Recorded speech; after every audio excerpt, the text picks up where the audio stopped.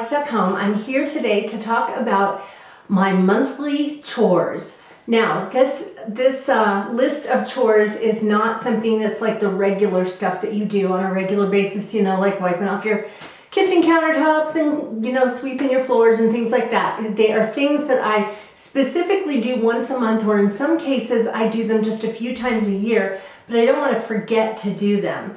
And so I have a little reminder that comes up on my calendar on the first of every month. And when I open that up on my computer, it lists all the tasks that I need to do. And so I thought I would go through those with you now. And now most of these things are just stuff that keeps the house clean and keeps the appliances working well and all of that. So without further ado, let me go ahead and show you. Okay, so one of the things that I do is a clean of the washing machine. Believe it or not, you might think, well, it's washing my clothes. Why should I have to wash my washing machine? But you do. It gets buildup. And a lot of these front loaders have a tub clean setting on them. Sometimes you'll see, what's it called? It's like it has to do with allergies, like allergenic something other, whatever, cleaning cycle that's super hot, and it just does a really good cleaning. Now you can get a product by Tide. There's Monica. Money, hi. You can get a product by Tide that has these little packages that you can put in that clean your tub, the tub of the washing machine.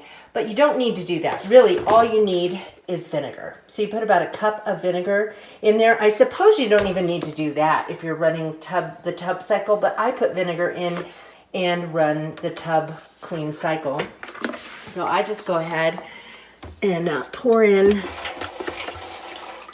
about a cup. And let's turn it on. Put it on tub clean and start. And it takes a little over an hour, I think. But when it is finished, it smells so good. Oh yeah, an hour and 25 minutes. So it smells so good. And it will keep your washing machine from getting buildup from detergent and all of that. And it will just actually keep your washing machine in better shape for longer. I do the same thing with my dishwasher. I do a deep cleaning with a tablet by Fresh, and this just keeps any buildup or hard water deposits or anything like that from building up in your dishwasher, which will eventually get on your dishes if you're not cleaning it regularly. And now check the brand you get, because this brand allows you to run it while there's some stuff in here, and I don't have a full load, but I do have a few things in here. Some brands say that you should run it with an empty dishwasher, so you want to just check and see. And all you do is just take the tablet. Oh, this one broke, but you take the tablet and just drop it in the bottom. You don't even have to put it in the compartment. And then you put it on, I usually put it on this antibacterial setting, or whatever your hot setting is. And there we go. Okay, and just let that run. So the next deep clean is for the garbage disposal. And so for this, I use a product by Glisten called Disposer Care Foaming Cleaner with Bleach Alternative. And so what you do for this is, if you have a two-sided sink, you want to plug this side up, because otherwise all of this foaming stuff is going to come up the other side and not do what it's supposed to do over here. Okay, so how you start is you get some hot water running. There you go, nice and hot. And then turn on the garbage disposal just to make sure that anything that's in there gets washed away. And then leave the garbage disposal running on hot and just turn it down. You want to get it to kind of a trickle. See how that's just a trickle? Now you take a pack. This is what's in that container, and you don't open it. You just shove the whole thing in. watch what happens. Now, if I didn't have this side closed off, all of this foam would be coming up on this side and not doing what it's supposed to do. So you want to make sure this is on a trickle, because if it's running harder than this, then this won't happen. It'll just kind of wash it all away. And so what it's doing right now is it's foaming and it's getting the underside of the garbage disposal, like the ceiling of the garbage disposal that you can't reach and that you probably wouldn't want to reach because it's usually disgusting. So this is what happens, and it'll make a swoosh sound. It's not there yet. Still going.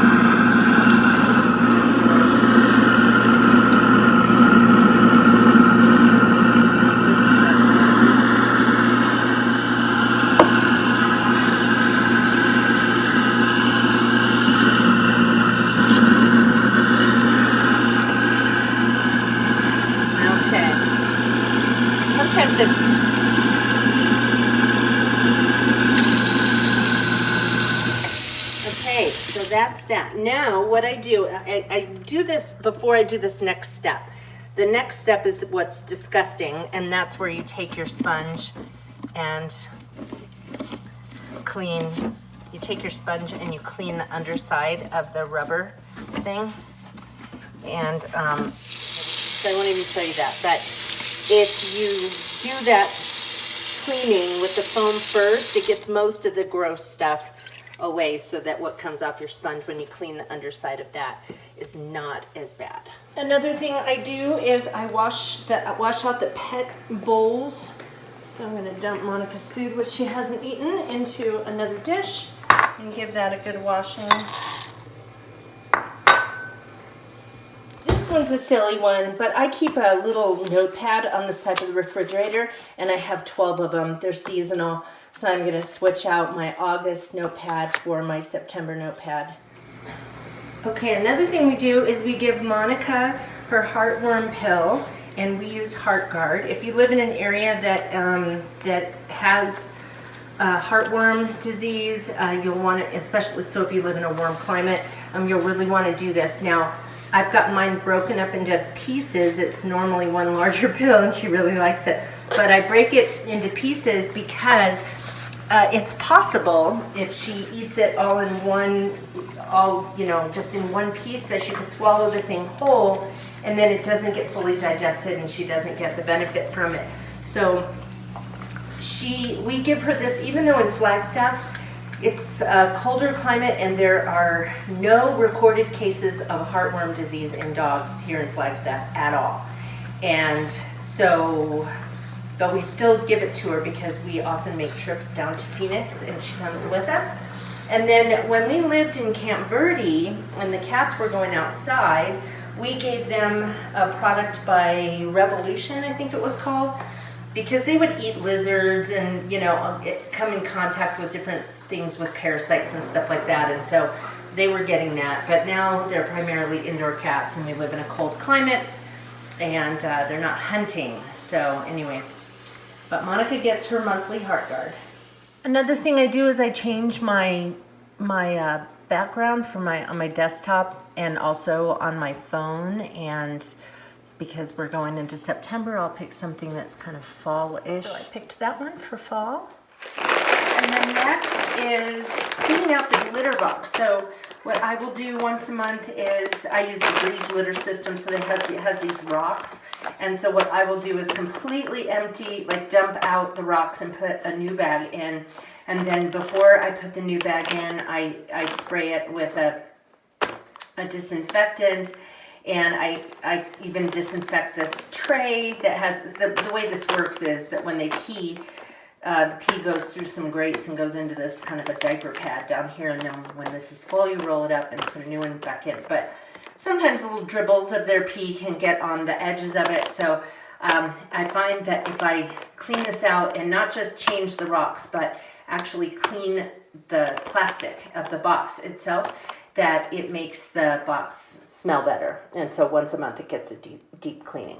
I back up my computer, and so I just find that having a monthly reminder to back up my computer is a good way to protect everything I have. And so I have this external hard drive, and it's called the My Book I got it at Best Buy. I think it has 3 terabytes of space on it, and I'm not, well, I don't know. I don't think I'm even close to filling it up. But this just stays on my desk, and I plug it into my computer, and then on my MacBook Pro, it comes with a Time Machine, which has a little icon up here at the top, and then it's currently backing it up. And if you enter Time Machine, you can see it kind of goes through it's backing up all of this stuff. So everything that's on the computer gets backed up. So if I were to, I don't know, have something where my computer completely died, then, and if I lost everything on here, then once it's repaired or got a new computer, I could hook it up to this and transfer everything back onto the computer. Now the other thing that's nice about having an external hard drive is that you can offload a bunch of stuff from your computer, so you're not using up all of your memory on music or photos or things like that. So the majority of my photos are on this, and then that way it frees up more space on my computer. The other thing I do is I use this time once a month to clean up my junk drawer, and I can't believe I only have one junk drawer in this house. Normally I have a couple, but in this one, you know, like I have, these are my little things for cleaning glasses, like eyeglasses, and the cleaning solution, and back here I have return address labels and different things like that. And then sometimes things end up in here that really have another space where they should go. And so it's just nice to get that cleaned up so I don't end up with this completely unorganized junk drawer, and, you know, just get that cleaned up. Okay, so then I also clean my makeup brushes. There are several different ways that you can clean your makeup brushes. You can use a product that is specifically designed for cleaning makeup brushes. You can make a mixture of antibacterial soap and olive oil. I think I've also heard of baby shampoo and olive oil. But what I've been using for years, and I actually looked it up, and it turns out this is a method for cleaning your brush, is just using a bar of goat's milk soap. And so that's what I have here in the sink. Normally I would be holding this in my hand, but since I'm filming, I can't do that. So just wet the brush and just kind of gently rub it on the soap. And then I would rub this either on the palm of my, on the palm of my hand. And then I just kind of keep putting it in the soap until I don't notice makeup coming out of it anymore. So, and then make sure you get it really nice and rinsed. So then when I finish, I squeeze out the brush, I give it a little bit of a rub on a washcloth, and then I just lay it flat. Now you can hang them to dry them, but what you don't want to do is have them standing up, because you don't want water getting into the base. So I just give it a little bit, I squeeze it out, give it a little bit of a rub to fluff it back up, and then lay it flat. And so anyway, doing that once a month makes sure that all of my brushes stay nice and clean, and I'm not going to be transferring any germs and things like that to my eyes and different places on my face. And then my hair brushes, I clean by just soaking them in the sink. So I take my brushes, I of course rub them against each other. I kind of brush the brushes to get the hair off, so I get all of it off that I can. And then I fill the sink with some warm soapy water and then soak the brushes in there. If they're round brushes, I kind of turn them after they've been in there for 10 or 15 minutes to make sure the whole brush gets wet. And then this paddle brush, I would put face down. And then when they have soaked for a while, and I don't really think about how long I'm soaking them, maybe 30 minutes, maybe a couple of hours if I forget about them. But then I take 2 brushes and I brush them together Sorry, I can't do this with the camera in my hand, but I brush them together, which then gets any oils or dirt or anything that gets stuck to the bristles or the pad in there, and kind of gets that off, and then give it a good rinse. Then with, with a brush like this that has, you can actually hear the air in it, it'll get water inside there. So I end up pushing, I kind of smack it on a towel to get it as dry as I can, and then I do a lot of this business to try to get any water that's in there out of it, and then I'll turn it upside down to let it dry, and then I come back and I do the same thing again. With the brushes that are metal, I don't have to really do that. I just kind of smack them on a towel and then lay them to dry. So make sure you do this step, this whole step. I mean, this is kind of a no-brainer, but I have gotten gung-ho in the morning and on days when I've done this, and I get all my brushes cleaned, hair brushes, everything, and then realize, oh, I haven't gotten ready for the day yet. Now all my brushes, every brush I have is wet. So think about that. So in addition to those things, there are a few others, like we sharpen our knives in the kitchen a couple times a year, twice a year. So that shows up on my reminder as sharpen knives, and it says like May and November. And then descale the coffee maker. So my Keurig has a process that you go through so it doesn't end up getting hard water buildup in there, and then you'll notice that your coffee starts coming out in this really puny little stream, and that your coffee mug doesn't get very filled up. And if that's happening to you in your coffee maker, it means that you need to descale your coffee maker. I also changed the filter in there, and speaking of filters, the air filters, the filters in the AC unit, I switch those out depending on which kind of filters I get. I change them out every 3 months, or some of them are once a month. It just depends on what you get. And then I also take this time once a month to clean out my purse, anything that's kind of built up in my purse and started to, clutter it up. I also clean out my car. Sometimes I go and I take it to get washed, but at the very least what I do is just make sure that there's nothing on the floor, or, just any trash that's kind of built up in there, and in the trunk too.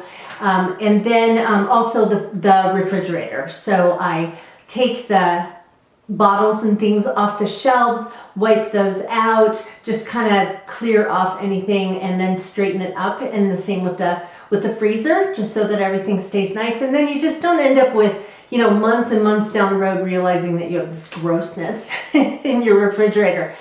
So I hope this video was helpful to you, and I'd love to have you come along with me on my Flagstaff home. So if you're not a current subscriber, hit that button right there, and also hit the bell icon in the corner, and YouTube will let you know when I upload new videos, which is pretty often. I hope I'll see you again on my Flagstaff home. Take care, you guys. Bye-bye.